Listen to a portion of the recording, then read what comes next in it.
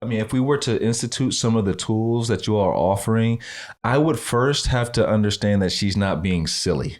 Like, because that is not typically what our conversations look like. And I'm going to give you an example. So just 2 days ago, I sent her a text message. Was that yesterday?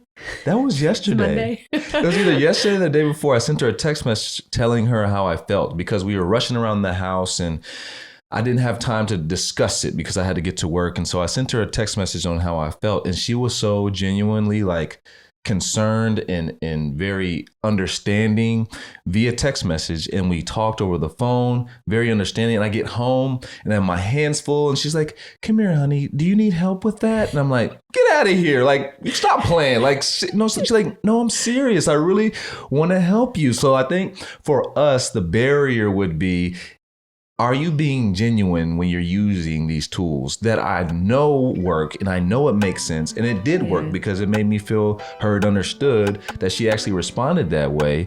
But I think we have to first get over that hurdle of like, hey, she's being serious and she wants to truly help me.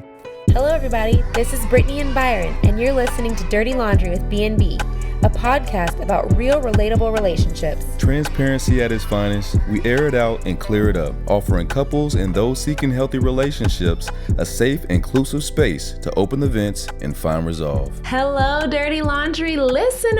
Hello, people. Yes. How is your week going, B? Babe, it's been busy. You know that. You know it's been busy. But, we try to remove the word busy from our vocabulary. Like, we just been gainfully employed and just gainfully living life. Yes. Going through the journey. Activities. Absolutely. The journey is the part we're supposed to enjoy. Exactly right. So, stay focused. So a lot of our kids' activities, right? Yeah. So a lot of their sports and their band stuff that they have going on. Plus, I'm teaching some extra courses on campus. So, the plate has been full, but it's been a blessing, though, especially because I get this opportunity right here to kind of catch up with you. Yeah, and I'm excited about today's episode. Yeah. Like, fun fact about Byron and I is we highly talk about this on our podcast. We love doing marriage counseling and therapy and workshops, and we've actually did premarital counseling, and then we've done little retreats and things, and not necessarily when something is wrong, but just whenever you need that extra to get us there. I know we did one right before we had our first child, just to kind of no, this phase is about to end and we're going to enter a new phase. And so I am excited for today because we have some special guests on with us. Yeah, we do. And just to kind of keep on going on your point, we try to be as proactive as we can in building our relationship. I think that sometimes we can be a little bit reactive and that can cause a lot of turmoil, right? So we do our best to try to stay in front of any conflicts that we might have. So those retreats and those counseling and those therapy sessions really help us to equip us with tools. So in case we do, invite conflict into our relationship, which happens sometimes, we're prepared for those moments. So, yes, and it will happen. Oh, yeah. But today we have a special couple on. They have 70 years worth of experience combined between the two of them, where they've helped other couples and helped them go through tough things and help people get them and focus on practical skills that couples can use, which who can't use that, right? Right. They're the founders of couples.solutions. So they're out here doing amazing things, helping regular people like us, do big things in life and have long-lasting relationships. So we'd like to welcome Robin and Michael. Thank you. Thank you. It's a privilege to be here. If you're listeners of ours, so our favorite question to ask every couple before you even kind of dive into anything is, what's your love story? How did you all meet? Tell us about yourselves. Well, I'd love to share that, but I just want to first of all appreciate you and the work you're doing. Appreciate you as parents. We just have, as a grandparent, I have a lot of gratitude for you and hope for the future, knowing that folks Thank like you so you are much. raising That means kids. a lot. Well, we have kind of complicated beginnings. This is a second marriage for both of us. So we'd both been through kind of the heartache and disappointment and confusion, of our first marriages not working out. And I know, for me, I was left with a lot of questions. How can two people who care about each other and build a life and, have a family together end up in this place of alienation and heartache? And so, I was pretty newly divorced when we were courting and had 3 children, dealing with the fallout from the divorce, and really unsure about this whole thing of marriage. Like, wait a minute, how can this turn out? And how could this possibly work with us with different blended families? Michael has a daughter from his first marriage.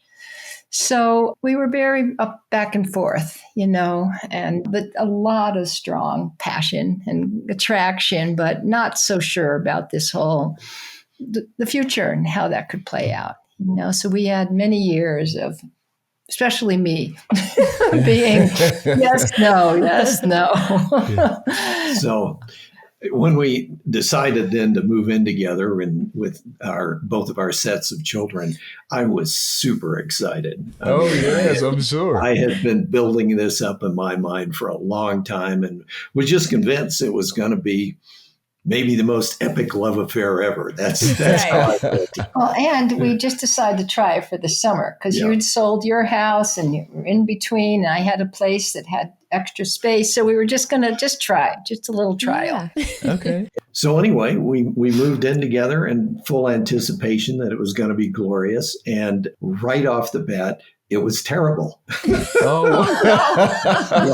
like really not good. We've discovered Robin and I are so different. Maybe a lot of couples feel that way. I don't know. Of course. Yes. And, over the years, and in particular working with couples, we've discovered that as an asset that we're so different. But it's taken a lot of work and a lot of attention to not be threatened. And at the time, we were really threatened by each other. And it was a lot of mundane stuff around housekeeping. There was that level to it. But he's the really neat, organized one. Oh, there's always one. Right. It's not me. So, exactly. yeah. But the hardest part was our differences in parenting. I was raised by Midwestern parents and just kind of, I had the idea that your primary job as a parent is to teach your kids to be self-reliant and to be able to navigate the adult world.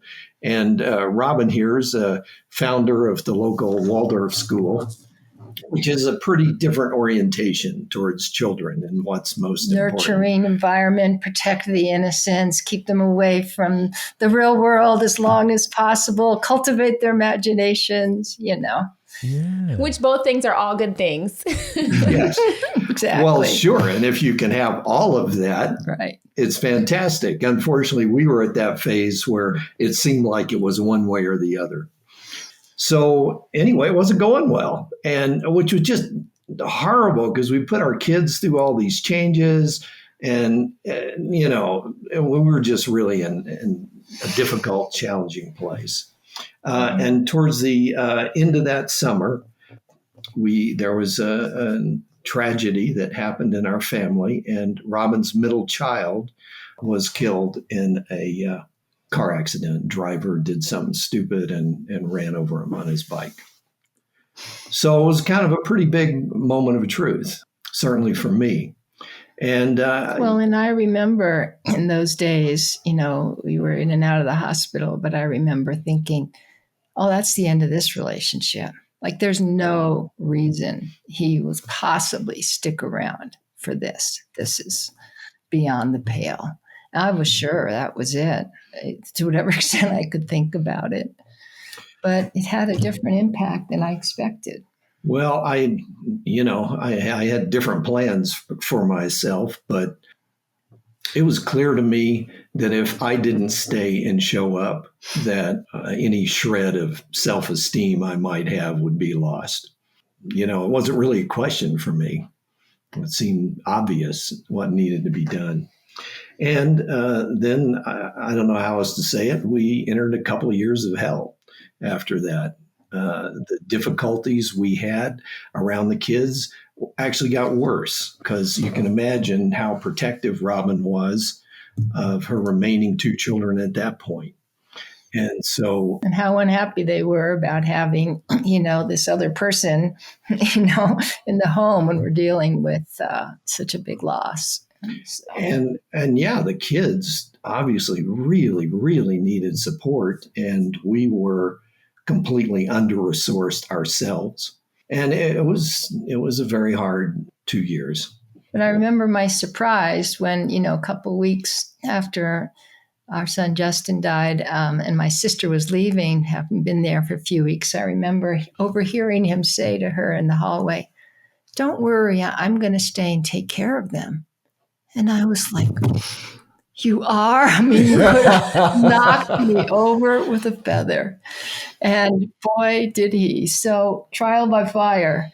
I mean, what Michael endured, but it made all the difference to have one person there in the home who could, hold me at night, create routines for the kids, and just be a rock financially, emotionally, while we were just all over the place. So it wasn't the beginning we'd anticipated, but in that, you guys talk about trust. That was an amazing test of trust and faithfulness. And somewhere along the line there, you want to talk about Well, what happened next? Yeah, well, as we're attempting to sort ourselves out, Robin had this idea that she had always been interested in working with couples. She was a therapist and a social worker. So she declared that she was going to go do this 24 days of training, 3 8-day blocks in what seemed to be one of the best programs out there on working with couples. Well, I decided I needed to understand relationships my own. And, and my profession as a therapist, I needed to obviously learn and grow and be enriched in understanding and healing, especially if we were going to really have a healthy relationship going forward. I was horrified when she said that she was going to do this. And here's why. So here I am with this partner who's a therapist. So she has a lot of good ideas on how I can be a better partner, really a lot of them. And to the extent that she was mostly right, didn't make it feel any better to be on the receiving end of how I could be better. So I immediately got busy to dig up some dirt on this organization. And as I was doing the research, I kind of got intrigued. It sounded interesting, kind of cool. There was this whole notion of emotional literacy, which, everybody knows about now, but actually back then that was a new idea. And I found it pretty intriguing. And so I found out that partners could tag along with people who were doing the training. So I'm like, okay, last minute, I'm on the plane with her. At least I'll get it firsthand. That'll be better. So we got there and, there were authors, like some well-known people in this training. And we were the only actual couple. I was the only non-therapist. I'd recently sold my surveying and engineering business. So first day, the instructor, Dr. Gordon, she gets all excited. She claps her hands. She goes, "Oh my goodness, we have an actual couple in this training. So Mike and Robin, you can model all the tools as we learn them. Oh my gosh. It'll make it a much better training." Yeah. Oh my gosh. And I'm like, wow. Oh no. So we're sitting there in the middle. I got sweat dripping down my back. And so I said, well, okay, you pick the topic, Robin. So of course she picked parenting. And I'm like, oh no, all these therapists are going to hate me for sure. Exactly. And long story short, what happened, for the first time, I felt like she really heard me and respected my perspective as legitimate and coming from love. Didn't mean she necessarily agreed still, but for the first time, I didn't feel like it was just push back. I felt like I really received by her. Wow. Can I ask Robin why that was? What was the shift in thinking between that moment on parenting, that parenting discussion, from the moments that you all discussed parenting previously? What was the shift there? That's a great question. And that's what we spent the last 30 years kind of refining and teaching couples, is that there are practical, very specific tools to help take this all important thing, communication, as you guys talk about every time, and actually make it all turn out, just following step by step. But the first step is you got to take turns being the speaker and the listener. And the listener's job is to listen with the intent to learn, with the intent to understand, and not to defend, explain, excuse, but to listen, to understand my impact, which is so different than my always good intentions, but to understand how it's actually impacting him.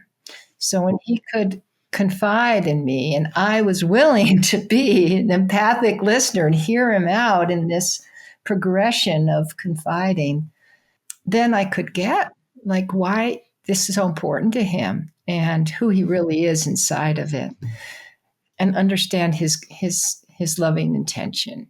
Yeah. And what's interesting, Michael, is that you felt that she heard you. Like you said, I felt that she heard me. And that probably, made you feel good, because here you are trying to express what you've been trying to express at home, so. And without feeling like my perspective marked me as an ass, for lack of That's the perfect term for it. I feel like that all the time. Yeah, so it's perfect. Well said. Yeah. And the first step always in this process, right, is to what we call the invitation rule. So to ask the other person, are you open and ready to listen? Because it's not going to happen at the drop of a hat in the middle of a busy day or when I'm stressed, right? It takes a kind of generosity and willingness to put my own story aside, to be there, and then we switch and go the other way. When two people are trying to pack meaning and the need to be understood into the same place at the same time, it just brings up people's threat responses. And then it's predictable that we just spiral down and never turns out. Never turns out. So you may as well wait until there's some space to listen.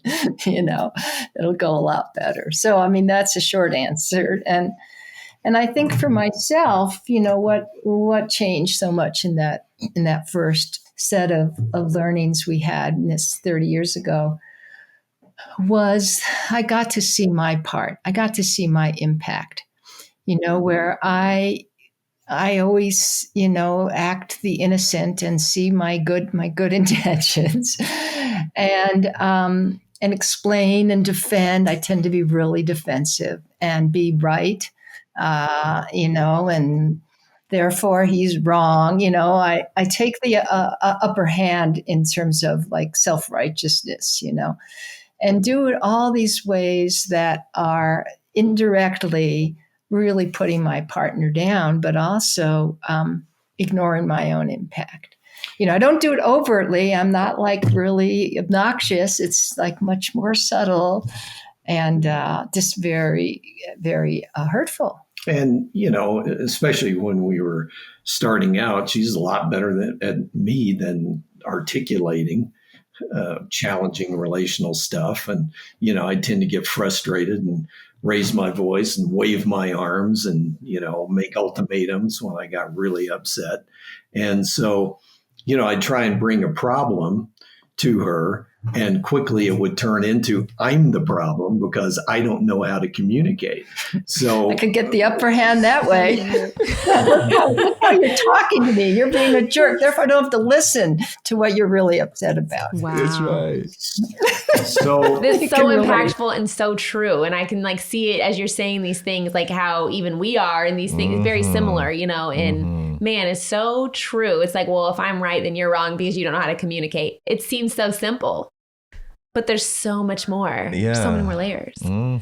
So yeah, I decided at the end of those first 8 days, I was looking for what's next after selling my engineering company. And so I'm like, all right, I'm going to jump. I'm going to do this. Let's do this. Let's jump in and do this. I had just a complete 180 turnaround out of that experience. We ended up doing curriculum development for them, a couple other organizations, and We've certified in a dozen different programs. But after, I don't know, 5-10 years, 10 years. as Yeah. we were learning all these other things, we decided we just needed to create our own brand so that we could use the very best of all of the different things that we were learning. And by best, I mean stuff that just works. It's not theoretical. It's not theoretical. It's not a big idea that you can't access when you're upset. Right. It's just really simple, straightforward stuff, both for problem solving, but also for just maintaining positivity and, good vibes in your household. Like, Absolutely. how do you do that? You said something there. Like, I love the way that you all use the word practical. And just today, I was a guest lecturer for a class on juvenile justice. I used to be a deputy juvenile officer. So I did that for about 4.5 years. And I just discussed with them, because these are college students, just discussed with them that I was in your seat, and all this theory, all this research, all these books, all these articles that you read, it's great. And it's awesome that you have this foundational knowledge and education. However, sometimes you can't just brief cases to your juveniles. You just can't do it. Some of that stuff just does not work. So I have a huge appreciation for the way that you utilize the word practical, and you were able to kind of piece and parcel all the little things that worked, that you all felt like worked, especially for your couples, and then put them all together for a comprehensive piece of artwork. That's amazing. That's amazing. Artwork. It's true. And we keep, because we keep learning. This is an ongoing workshop, right? With us. So we keep bringing, what we keep learning and growing into refining the courses. But our kids have said to us, if two people as different as the two of you can make a life together, there's hope for anybody. Hey, Yes. that's good. Well, Yes. And I'm compelled to mention that I think that outside of the children, the worst fights we've ever had were when we first started teaching couples classes together. And we were so invested in having it be great. And of course, it was a lot of our friends and family when we started out. And I'm trying to engineer this course, and Robin's trying to lead a therapy group. And again, dueling paradigms. Some of the worst fights we've ever had have been driving to teach a couples class in the car. And I remember just saying, no, well, you do it. I'm out of here. I can't do this. I can't. This is all on you. I just hate you right now. How could we go teach a couples class? Just so threatened by our differences. And fortunately, it turned out, because we were teaching people some pretty robust conflict resolution tools. So we would go into the class and just work it out in front of the group. See, And, here's how you take this and work out a hot difference, because we're in the middle of one. And so we'll do it right now. We're going to sit down and sort ourselves out. And we continue to model both ways in which we interact that don't work, as well as using tools that do work. And people have consistently said that's one of the most valuable things. I can't remember. So many people have said, we've never actually seen a couple have a sharp difference and work it out in a respectful way. Like, we've never seen that happen. It really makes a difference for people when it's not just an idea. Right. When they actually witness it occur, it gives them a different level of faith and hope that they can do it themselves. Absolutely. I think that for us, if we were to institute some of the tools that you are offering, I would first have to understand that she's not being silly. Because that is not typically what our conversations look like. And I'm going to give you an example. So just 2 days ago, I sent her a text message. Was that yesterday? That was yesterday. It was either yesterday or the day before. I sent her a text message telling her how I felt, because we were rushing around the house and I didn't have time to discuss it because I had to get to work. And so I sent her a text message on how I felt. And she was so genuinely concerned and very understanding via text message. And we talked over the phone, very understanding. And I get home and I have my hands full. And she's like, come here, honey. Do you need help with that? And I'm like, get out of here. Stop playing. No, she's like, no, I'm serious. I really want to help you. So I think for us, the barrier would be, are you being genuine when you're using these tools that I know work and I know it makes sense? And it did work because it made me feel heard, understood, that she actually responded that way. But I think we have to first get over that hurdle of like, hey, she's being serious and she wants to truly help me. Right. Where you don't feel silly. Like I'm almost like making fun of the exaggerating who I'm being so that you can, you can feel seen and heard.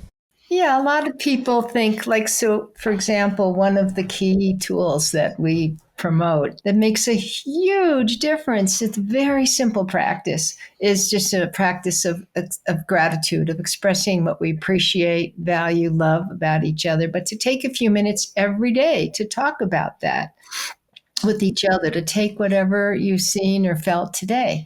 Well, and a lot of people say, well, that's forced, or it feels structured, or it's awkward, or like, how do I really trust it if it's not spontaneous? Which doesn't mean we shouldn't also do the spontaneous, right? Nothing against spontaneous, right? But the idea is, and you guys are probably great examples of, we get so busy with our lives, and often the nurturing this relationship tends to fall to the bottom of the list. Yet everything is resting on this foundation. And we have to nurture this. And, aside from, maybe we can get a date night, maybe we can go away and do that. But how do we do that in little ways every day? So it's kind of an act of faith for people to start doing that. But they see in our classes, it's one of the first tools we teach. It takes, 5 minutes. We turn, and people are crying, they're hugging. It's like, it's so impactful to hear that my spouse sees, notices, and appreciates all these things I'm doing that otherwise I feel are invisible. So as soon as they start doing it, they feel the difference, because we all need that reflection. But it is structured. It is, it can feel, or, not spontaneous, but that's the practical part. Yeah, it's deliberate, and it should be, right? Like, I think sometimes we want things to be fluid, and we do. We try things to be fluid and natural, but when you see kind of your cart going off the rails a little bit, it takes intentionality to bring it back on course. And so if you don't have the tools to do it, though, I mean, you're going to continue going in opposite direction. Yeah. So I like to know more about the tools, and I'm sure hopefully we get to, kind of bend your ears a little bit and get to learn a little bit more from you for sure after this conversation. But yeah, super excited to hear more about, what we can do to better our relationship for sure. Yeah. And I have to ask, you all have been married for a little over 30 years? Actually, we were married for 30 years last July 4th. We were just ambivalent enough about getting married when we finally did that we thought Independence Day would be a good idea. Very freeing. Plus, there's fireworks every year. There you go. Everyone's celebrating you. Yeah. Well, the reason I asked that is because you had said, talking about and giving those compliments. Do you all still practice that even now after 30 years, every single day? I mean, can you imagine, calculate the days that you have done that? Yeah, well, we found that, what's been nice about teaching it is we need to practice what we preach. Right? And so we might kind of slip off it some of the time, and then we get back on the horse again. But I think that also what happens over time is it starts to be woven into the culture and fabric of our relationship. So, I mean, Michael goes above and beyond our little daily check-in. I mean, he will come up to me spontaneously through the day and offer me these beautiful appreciations, leave me notes and texts. And often I'm with a client and I get what are they called? A GIF. Oh, there you go. They'll give. Okay. And it's like, and I blush, Yeah. So it's, because generosity begets more generosity. And so it is a virtuous circle. The thing is that these are preventative maintenance skills. So it's kind of like you said then, Byron, is that building a background of goodwill through nurturing the background of goodwill in a little ways can create a lot more resilience when there's a tough time.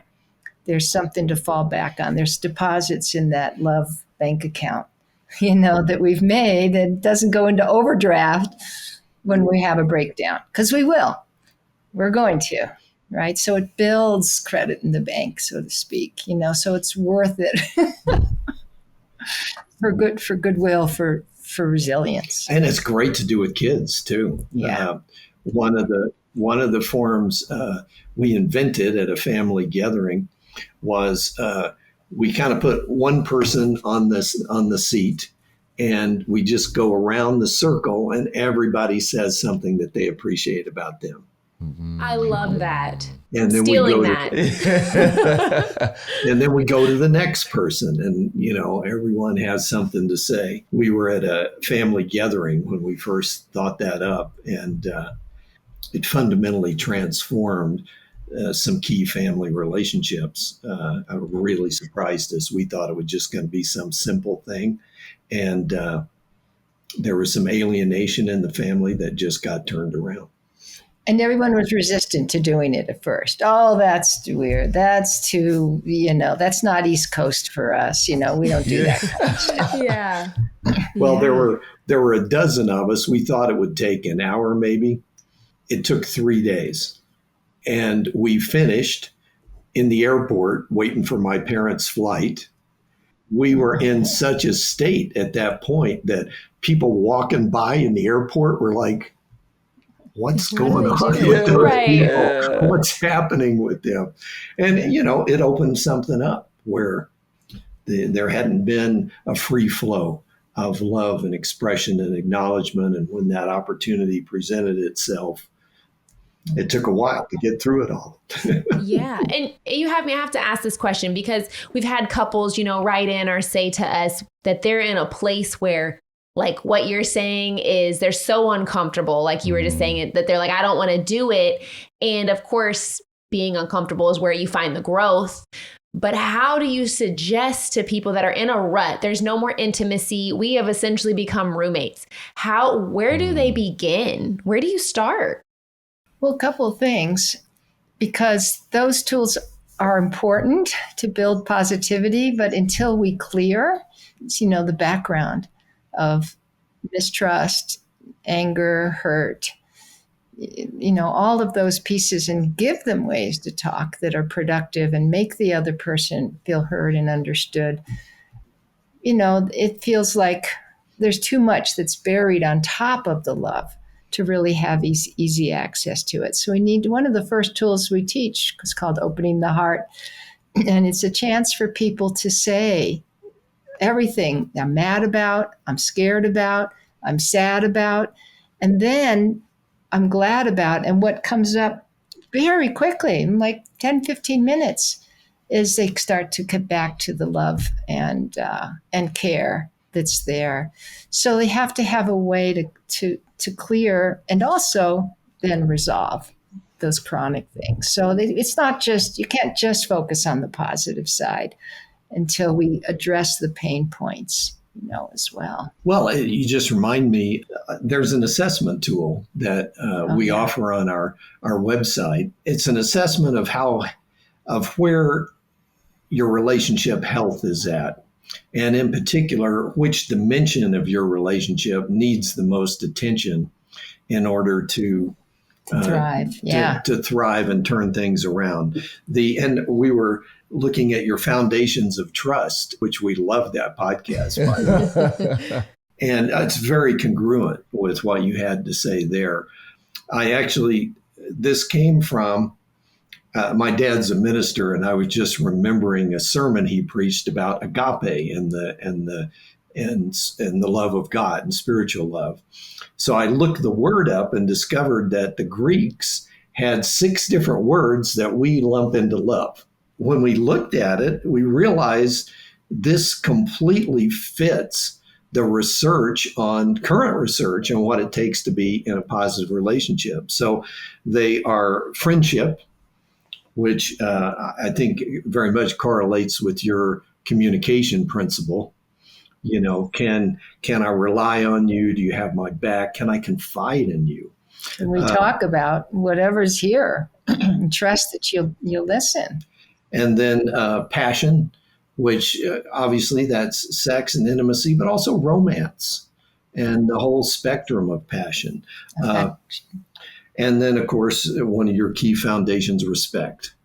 And the Greek word actually means enduring love. I love that. Okay. Pragma. It's the Greek word is pragma. It's the root of our word pragmatic.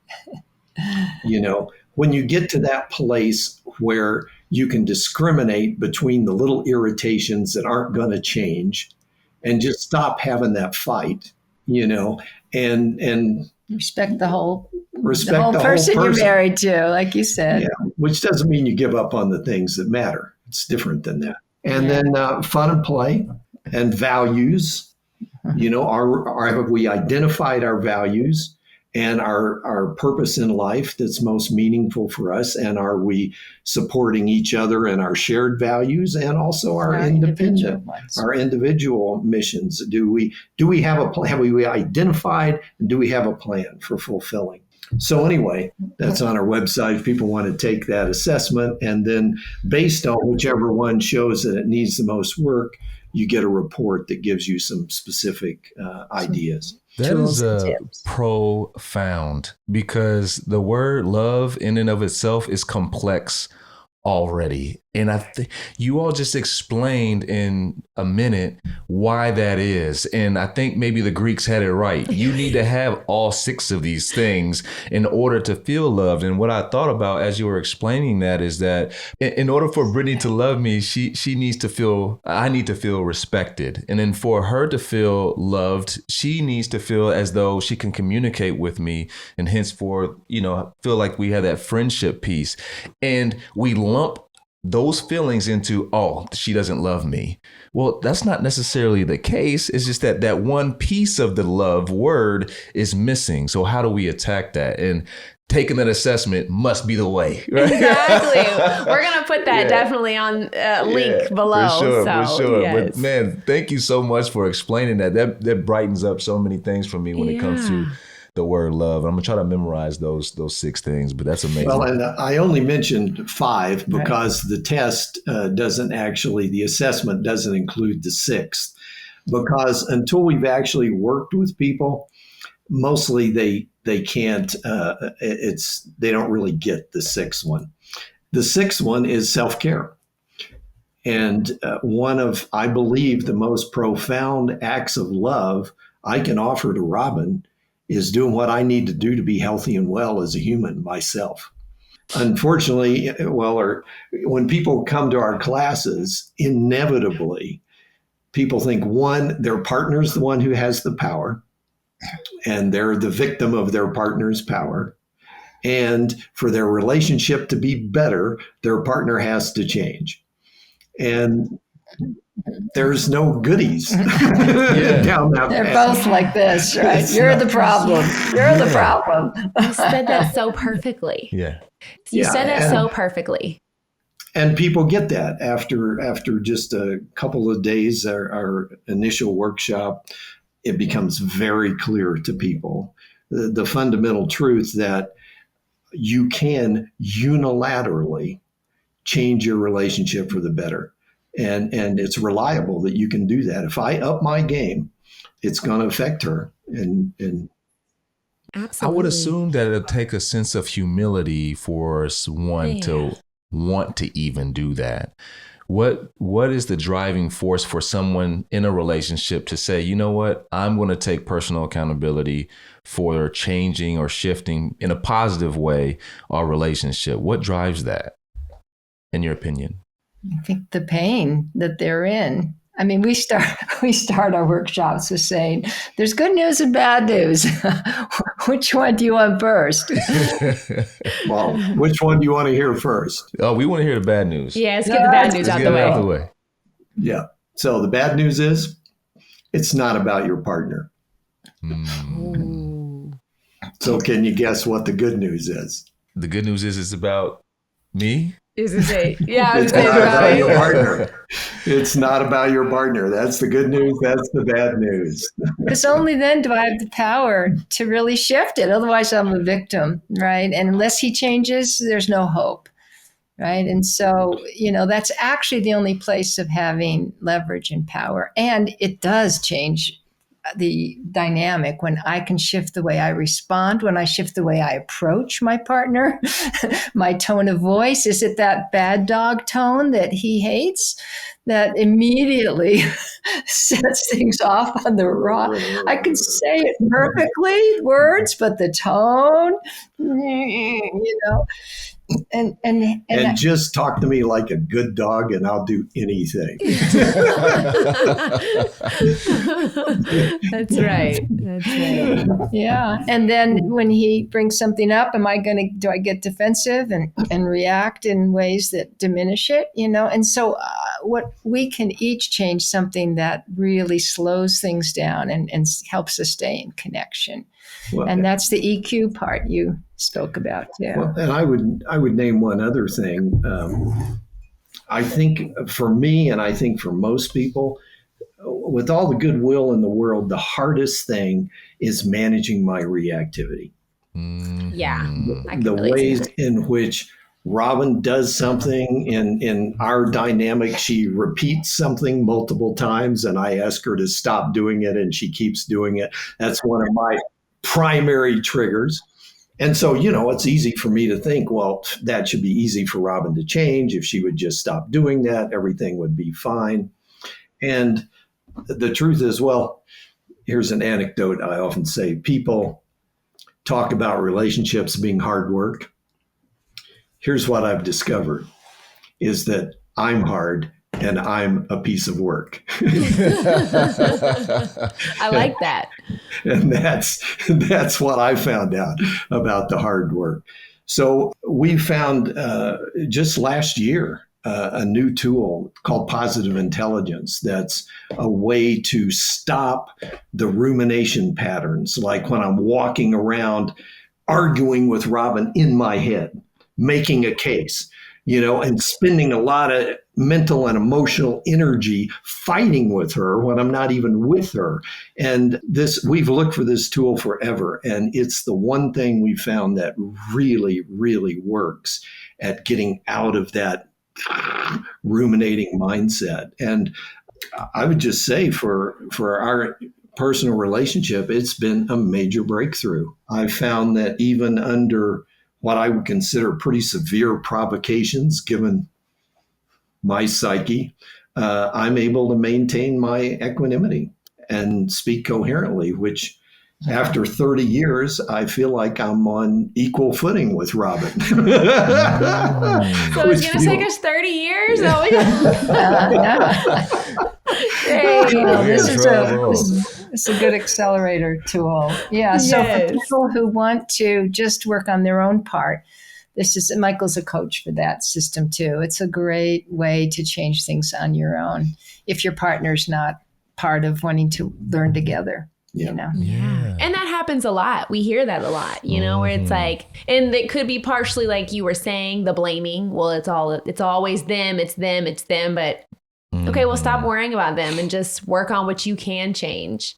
And I think that it takes a lot of maturity and responsibility in the relationship for you to change your mindset and think like, I have to do what I need to do in order for this relationship to be a positive and happy marriage. Yeah. So I find that interesting. And I commend you at being so well at that. Like you do so well at that very thing. Like being able to, if I'm upset or if I'm frustrated and we have a conversation about something, perhaps it's a little bit of a conflict, not too much of a conflict, you're able to just get over it like that. Like you shift your way of thinking, your tone is like very positive, you're very optimistic.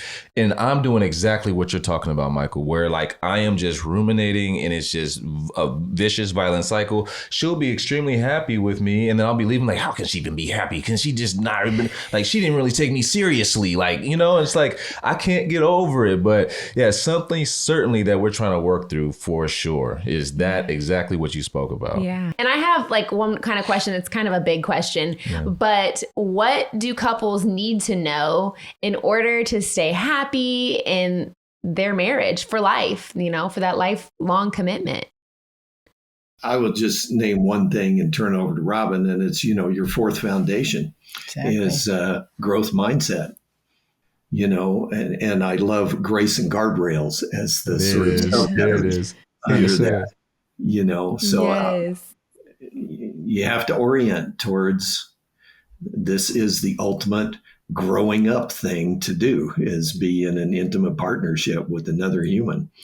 And we tend to end up with people who push our buttons, who are sort of magically organized that way. And I don't know if that's because that's what we were familiar with growing up, so we want to recreate that, only have it turn out this time.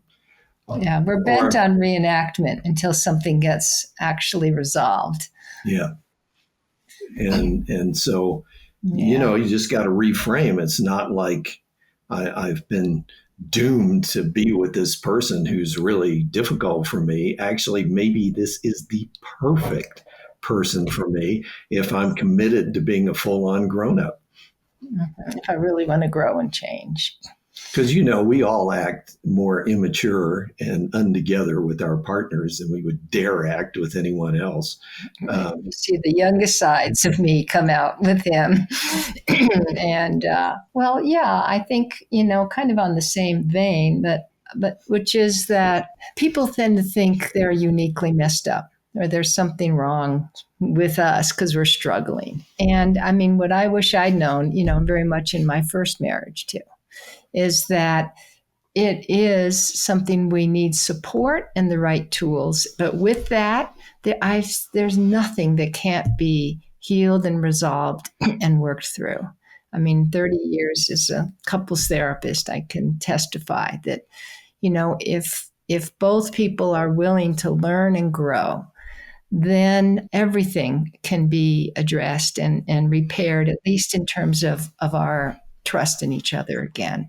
And so people lose hope and they feel like isolated and alone, and there's something wrong with them. And I think that's probably one of the reasons we love teaching group classes, because they get to see really quickly, not only us demonstrating, here, we've been together 30 years and we're having this hassle, but also from everybody else. This is part of the path of intimate relationships, at least the way they are today. People's expectations are so high of one another and what we're here trying to fulfill in our partnership. And it's a really high bar. And so it requires really upping our ongoing growth and learning. But I want to normalize that it's a wonderful journey if we get the right tools and support and not just get isolated in our difficulties. Reach out for help. There's a great book on this, came out a few years ago, called The All or Nothing Marriage. A social scientist professor at Northwestern studied the history of marriage in the United States and how 150 years ago, if you're a woman, you were looking for a man with broad shoulders, and the man was looking for a woman with broad hips. It was like, can you be a partner in doing the hard work of what most people were doing, subsistence farming? And so, that's what you're looking for, a competent person to do the work. And then the whole idea of marrying for love is relatively new. Last 100 years, post-Civil War, where that started to become kind of a cultural norm. And then the third wave happened in the 70s, 50 years ago, where all of a sudden we all got this notion that we have the right to be fulfilled as a human being. By our partner and in our marriage. By our partner, and just in general, as personal fulfillment is my right. And as my partner, you owe me supporting me in that. And that's our parents and grandparents, they were not, but I think pretty much all of us. And then you add that roles are no longer defined for most couples. We're having to negotiate everything. And It's a really high bar, and it's no wonder that so many people are failing at it. But the cool thing that's there also in the book is that for people who have the resources to educate themselves and develop the skills to be able to do this, which very few of us ever learned at home or in school, those people are reporting higher levels of happiness and satisfaction than has ever been measured. So that's why we do what we do, and that's why you do what you do. I'm sure you two are great role models for that. Well, thank you. Both of you are very inspiring. We hope that we can have as much knowledge, on couples and marriage, because we created this platform for many of the same reasons. It sounds like you like to, help couples as well. To let you know that you're not alone. Yeah. There is no perfect path, and there's tools, but there's no perfect path. Right. And I think what you have to offer is amazing. And I definitely want to make sure we put your links in, for your site and everything. And I know you all offer workshops and retreats. I think those are amazing tools. I really do, from the bottom of my heart. And it sounds like you all have things that you can offer to every couple, practical, as you said, you like that word. And so I think it's important. And we really appreciate you guys coming on our show. Oh, thank you. Well, thank you. And thanks for all your good work. And I only wish we had the insight and maturity that you do when we were your age. No, we're just working through it live. Okay. We saved a lot of heartache.